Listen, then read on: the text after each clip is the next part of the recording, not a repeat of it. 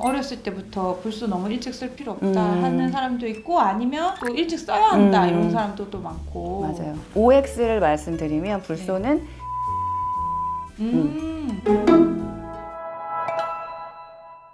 애들 이빨 관리 되게 중요하잖아요. 그죠. 아이들 치아 관리 굉장히 중요해요. 성인보다 더 중요해요. 치아가 약하니까. 그래서 아이들 치아 관리가 또 중요한 게 네. 아이들 때 해왔던 습관이 성인이 돼서도 그대로 유지가 되더라고요, 보면. 그래서 치카도 어렸을 때부터 계속 관리하고 잘 닦아버릇한 친구들, 그리고 잘 관리되었던 치아들이 커서까지 유지가 되고요. 좀 그렇지 못했던 친구들, 조금 관리가 덜 되거나 아니면 치아도 어려서부터 치료를 좀 많이 한 치아들 있잖아요. 그런 게 나중에도 탈나기가 더 쉽고요. 비용도 많이 들어가고. 맞아요. 치과 아파서 가면은 이미 몇만 늦었다고 원으로 하죠. 안 되잖아요. 뭐 견적이 와우 막 이런데. 맞아요. 거의 충치는 이제 내가 느끼기 시작하면 그때는 이미 심해진 상태. 뭐 시리거나 초콜릿이나 사탕 같은 거 먹다가 시릿할 때 있잖아요. 그때도 뭔가 문제가 있는 거예요. 근데 아플 정도면 이제는 거의 신경치료를 하고 이를 씌우고 해야 될 단계이기 때문에 그래서 조금 미리미리 가셔라 말씀을 드려요. 근데 왜 치과는 왜 이렇게 안 무섭죠? 가게 돼요. 어른들도 치과 선뜻 가고 싶어 하시는 분들이 안 계시죠. 저 그 소리 너무 싫어요. 그 시린 느낌 싫어요 하시는 분들 너무 많으시고 일찍부터 그런 치료들을 많이 받으신 분들이 조금 더 겁을 많이 내세요. 그러니까 오히려 그런 치료 같은 게 없이 검진만 몇 번 받아보고 하셨던 분들은 그냥 가서 가볍게 항상 끝나니까 별로 무서워하지 않으시거든요. 아이들도 마찬가지예요.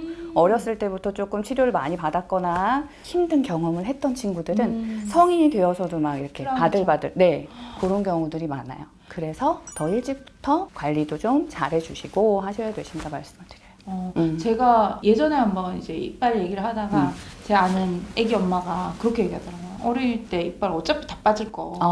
나중에 새이 나고 관리 시작하면 돼. 뭐 이러면서 지금 별 중요하지 않아. 뭐 이렇게 하는. 맞아요. 한번 연습 기간이 주어진다고 하죠. 그래서 유치의 충치가 결국은 옮겨가요. 영구치의 충치가 되기 때문에 제가 어렸을 때 그랬거든요. 제가 유치의 충치가 있었는데 영구치가 나면서 그게 바로 썩었던 그런 케이스예요. 그래서 유치부터도 분명히 관리가 중요하다고 말씀을 드립니다. 이빨 하나가 빠지고 새가 나는 것도 문제가 아니라 전체적으로 균이 옮겨 다니기 때문에. 맞아요. 어렸을 때부터 불소 너무 일찍 쓸 필요 없다 하는 사람도 있고, 아니면 또 일찍 써야 한다 이런 사람도 또 많고. 맞아요. OX를 말씀드리면 불소는 일찍 써야 한다. 불소는 가능하면 더 이른 시기에 쓸수록 좋다. 이른 시기부터 오래 쓸수록 좋다라고 하고요. 그게 세계적인 추세예요, 이제는.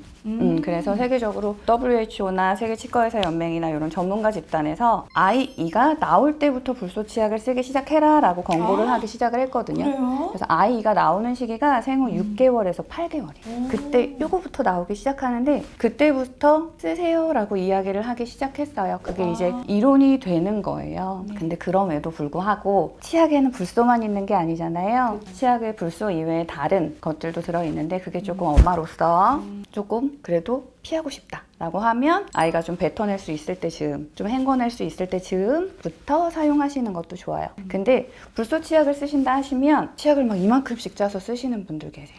그거 아니고요. 사용량을 지켜주셔야 돼요. 불소 치약을 맞아요. 맞아요. 만 3세 미만은 쌀알만큼 아주 조금이잖아요. 그만큼 쓰고 만 3세 넘어가면 그때부터는 콩알만큼, 뭐 새끼손톱만큼이라고도 이야기하거든요. 그만큼씩만 사용을 하시는 거예요.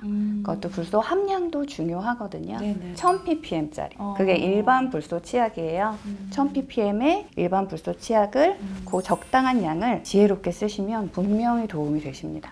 그럼 우리 뭐 일반적으로 마트에 가서 저는 치약 살 때 그냥 이렇게 브랜드라고 어른들 건 그냥 아무거나 사기도 하는데, 그러면은 성인도 성인이지만 일반적인 나와 있는 어린이 치약의 불소의 양은 어느 정도인 거예요? 불소의 양 종류별로 있어요. 마트에서 판매하는 것도 치약이 굉장히 많잖아요.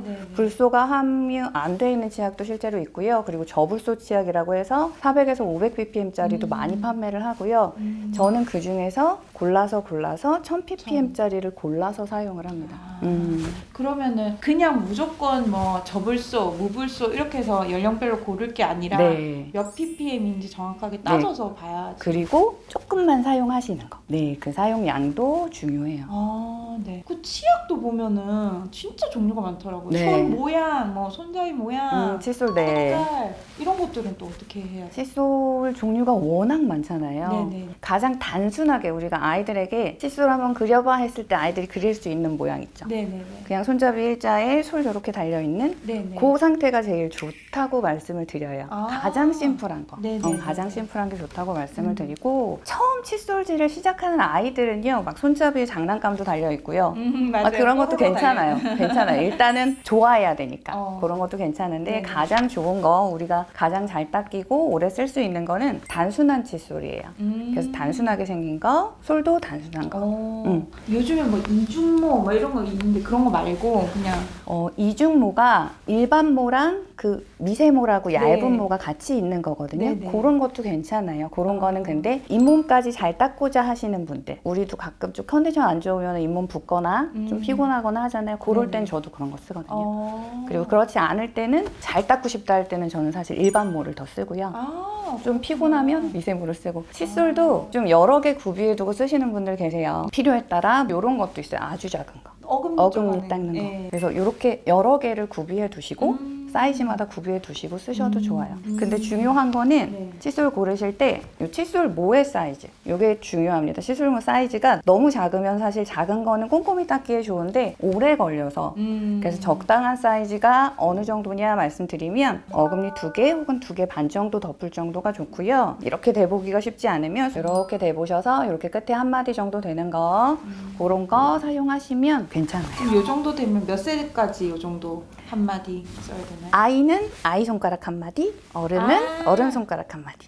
자기 그 손가락 네, 기준이군요. 맞아요. 그러니까 아이는 조금 작고 어른들은 조금 크고 그렇게 아. 맞춰지더라고요. 완전 쉽게 이해됐어요. 좋아요. 찾으러 가봐야 되겠어요. 진짜 저희 애들도 한 3세?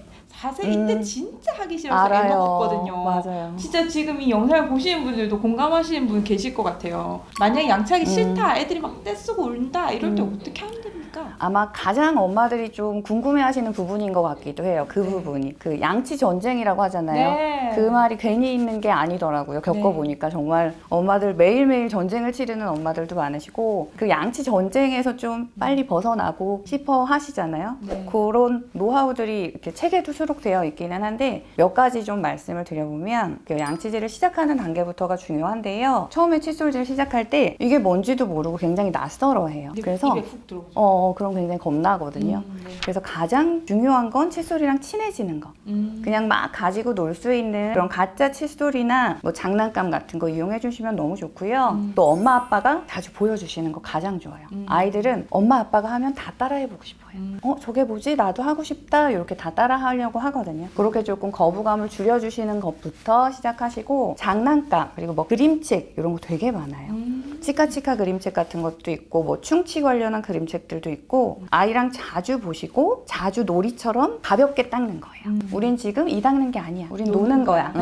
노는 거야. 벌레가 있어. 막 이러면서 닦는 거예요. 네. 그런 식으로 아이가 불쾌하지 않게 시작을 하시는 게 가장 중요하고요. 그리고 두 번째로는 아이에게 선택권을 주시는 거예요. 그 선택권이라 하면 이를 닦을래? 혹은 이를 안 닦을래? 이런 선택권이 아니고요. 칫솔을 여러 가지 색깔을 준비를 해놓거나 혹은 무슨 색 할래? 맞아요. 여러 캐릭터, 뭐 뽀로로, 핑크퐁, 티니핑 막 여러 개를 준비해놓고 오늘은 어떤 걸로 할까? 이렇게 할 수도 있고요. 치약도 마찬가지예요. 치약도 딸기향, 포도향 이런 거 있잖아요. 네네. 그래서 오늘은 어떤 걸로 할래? 하면 아이가 얼떨결에 저거요? 이렇게 돼요.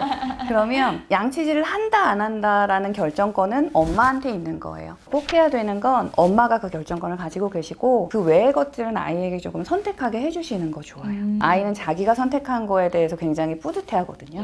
그리고 애착을 가져요. 엄마가 내 말을 들어줬어. 그렇게 시작하셔도 좋고 그리고 세 번째로는 일단은 꾸준히 하시는 게 가장 습관 들이기에는 좋은데 그 꾸준히 하기 위해서는 칭찬 스티커만한 게 없더라고요. 그리고 아이의 성취감도 이렇게 고취시켜 줄 수 있고 그래서 잘했을 때 이렇게 하나씩 붙여주는 재미 그런 재미있는 칭찬 스티커를 이용하시는 것도 좋더라고요. 아이랑 같이 이야기를 나누는 거예요. 우리 앞으로는 이런 약속을 하고 이런 목표를 정해보자 하고 그리고 가능한 쉬운 거. 우리 자기 전에 양치하는 거 한 번, 혹은 자기 전에 치실하는 거 한 번, 이런 식으로 쉬운 것부터 아이가 성공할 수 있도록 그렇게 해주시고 같이 시작을 하시면 오랫동안 유지가 되더라고요. 그렇게 재미를 느끼게 되면 그게 처음에는 보상 때문에 이제 하다가 나중에는 이제 성취감이 이렇게 쌓이면서 성공을 계속하면서 이제 내적 동기가 생기는 거죠. 이제 자연스럽게 습관화가 되더라고요.